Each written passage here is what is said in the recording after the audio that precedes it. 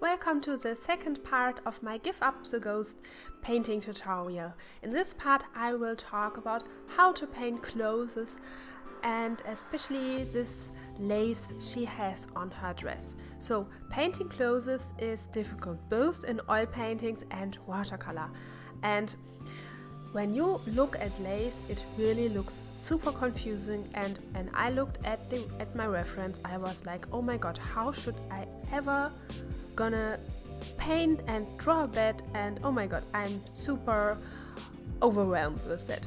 But it is not so difficult. What I'm doing when I don't understand or I don't really know what to do, I'm really studying my subject. So I'm studying the photo reference.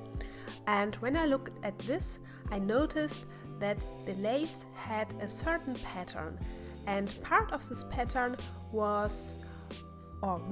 little holes through which you could see her skin.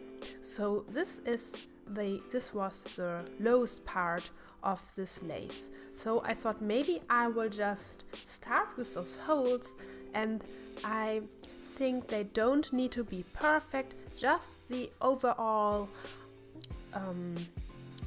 form or the shape of the lace should be kind of reflected in my painting. So I just looked how those shapes were in the reference, like a little bit like snails.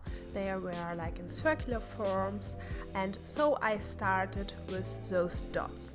And I also realized that those dots were at the upper side of her shoulder a little bit more lighter, and on the shadow side, of course, they were darker. So I tried to implement that as well. So, and then I went from that. Then I thought, okay, I did those dots. They kind of look nice and I think they're okay, but what's the next step with the lace? And then I looked on my reference again, and then I noticed that the shapes that were now remaining are like petals or like areas inside of them.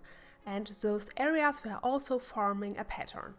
And I just thought, okay, so this pattern give the lace a three-dimensionality.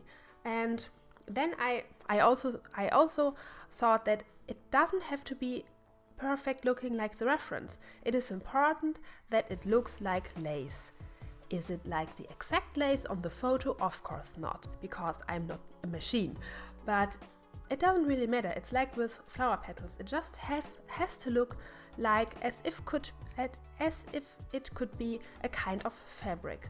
So I looked inside, I looked at my reference, and then I discovered that between those dots I did, that there were like those petal shaped kind of strange shaped forms. I also paid attention how the color values are. And also on lace, the color values are not very different from each other, like with the flower petals. They were like a tad grayish. So I thought, when I'm doing something wrong with those colors, I think it won't look good. So I really paid attention a lot to the color values. And then I just filled out the form between those dots. And when I did that, the lace already looked really good in my opinion. But of course, I wasn't satisfied yet. So what did I do? I looked again on my reference and I thought, well, I will just straighten or just refine the edges I see on my references and find where the edges are. And I found that edges and shadows were around those holes I did, because those holes were like a net in the fabrics, and there were shadow around them. So I took my color pencil, because with color pencils you can get those really clean and nice shapes, and then I just enhanced the outlines a bit more, but really with a sharp color pencil. Don't ruin your drawing when you don't sharp your pencils enough. So this is important. And after that I thought, okay, I will just add some more shadows and of course the folds in the dress, because every clothing has folds somewhere. This is also important. And the good thing is with watercolor that you can add the folds afterwards as in a second layer. So with watercolors you can always make an area darker in the end. So I did that at the end. And then the last part, I also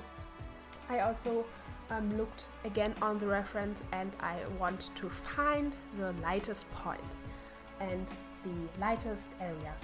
And then I just surrounded those patterns with my white gel, with my ink pen, and I think that really gave the lace the last step and make it look like the best it could in this style. So this is always possible to get it even more realistically, but I just wanted to have an illustrative style and not like too perfectly realistically, but also not too comic like. So I think with this technique, just to study your reference and to see what is it, with which part do I have to start first, and what would be the following parts. This is important to draw clothes, and you can do this with all clothes or just with every subject, because when you just think before you paint or draw and think like which parts would I do first and which would be easier to add them later. This will really help you to not only understand what you're drawing, because you just think about what you're drawing or painting, but you also can save time and just save some time for mistakes that you would maybe have done when you haven't thought about it first. So I hope this little tutorial about how to paint clothes really helped you a bit, and if you want me to talk more about that, let me know. As promised, I will have some upcoming oil painting tutorials. I'm just faster with watercolors, so that's why I have so many watercolors tutorials at the moment. And thank you again so much for your support, and I hope I see you in the next video. Bye bye!